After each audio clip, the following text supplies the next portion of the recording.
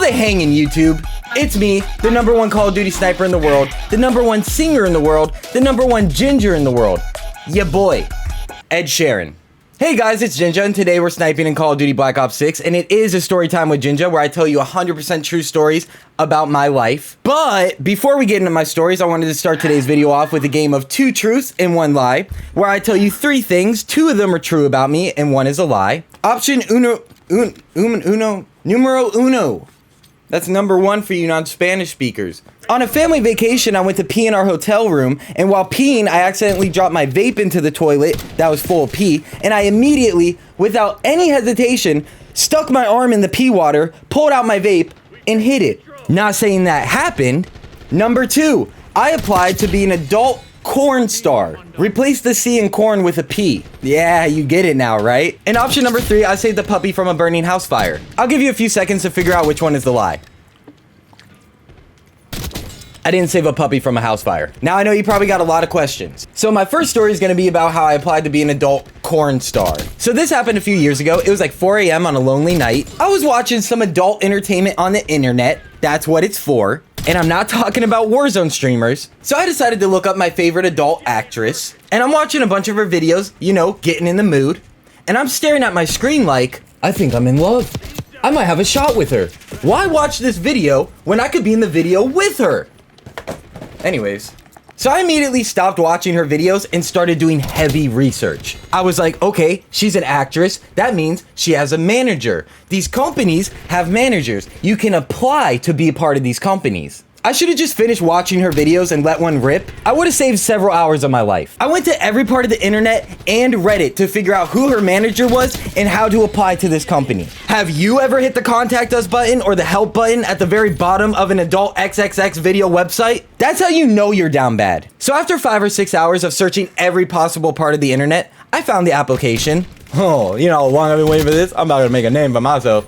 I was looking at the application like, I went to college, but this is about to be my future. Sorry, Mom. Your little boy, he about to be an adult star. So I start breezing through the application process. Very eager, of course. Super easy questions. Name, age, height. I start filling everything out. And then at the very bottom of the application, it said submit pictures. So then I started thinking, am I going too far? I don't really want to send a private picture of myself to a stranger on the internet. So then I quickly looked at the adult actress's videos again. And then I was like, so I start getting prepared to take these pictures, making it look all pretty down there and stuff. I'm sorry if you're uncomfortable right now. I was fully on board with taking these pictures at this point. At first, I was skeptical, but boy, was I ready to take these pictures. But then I saw this very small text that said picture requirements. It told you how to light up your ding-a-ling. It told you what angle they wanted. And then it said you have to hold a measuring tape up next to it. Rulers were not allowed. And I was like, that's no biggie. I can go find a tape measure really quick. The reason they wanted you to hold a tape measure next to your wee-wee in the pictures is because the bare minimum size you had to be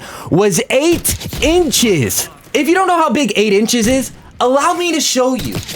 This is 8 inches. This is my forearm. It is almost the size of my forearm. I would need to go to a nuclear waste facility and grow an entire another thigh. So my dreams of being a Hollywood star were crushed. I immediately exited out of the application process. And then I just sat there bricked up and disappointed. Now, I don't know if any of you guys meet these requirements, but I'm not blessed like y'all. It's average, okay? It's average. 3 inches is average male size, right?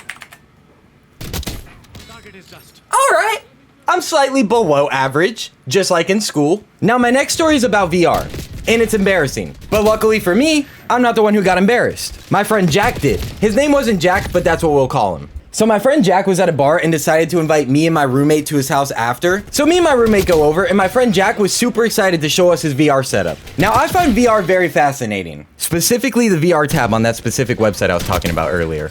I find VR fascinating because a human's reality, their perspective, is all that they know. For example, the world that you know, your life, is what you live every day. And I had this conversation with my roommate the other day, that I think the dream world is just as important. Because you spend the same amount of time dreaming and experiencing the dream world as you do the real world. So who's to say that the real world is more important than the dream world? And what if your dream world is a whole separate universe?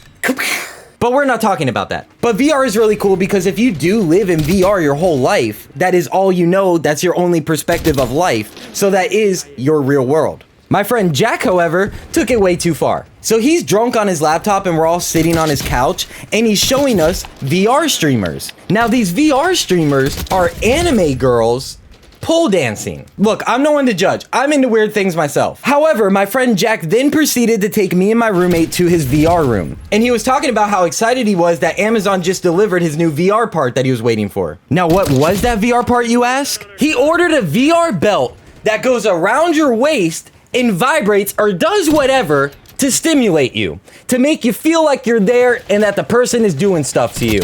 Like, who would buy that? And I bet it's so expensive. I'm gonna look it up for research purposes. VR belt, $50.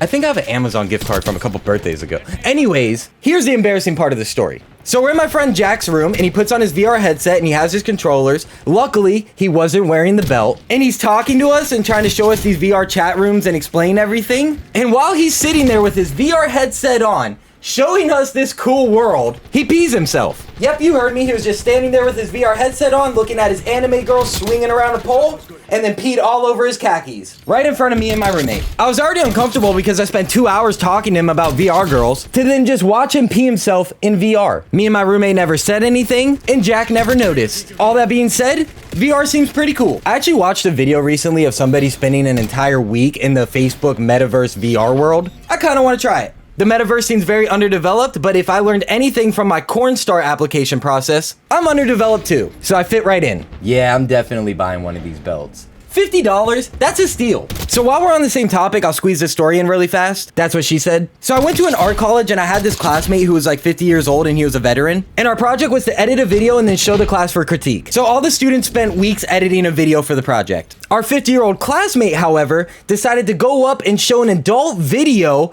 as his project, claiming corn is art. A 50-year-old man showing a corn video in front of a teacher and a bunch of like 19 and 20-year-olds, a corn video. Anyways, that's it for today's video. Don't forget to comment, like, subscribe, and put push notifications on. And tell your mom to call me back. Look, I'm sorry, okay? I'm trying to come to your Christmas. Is that so bad?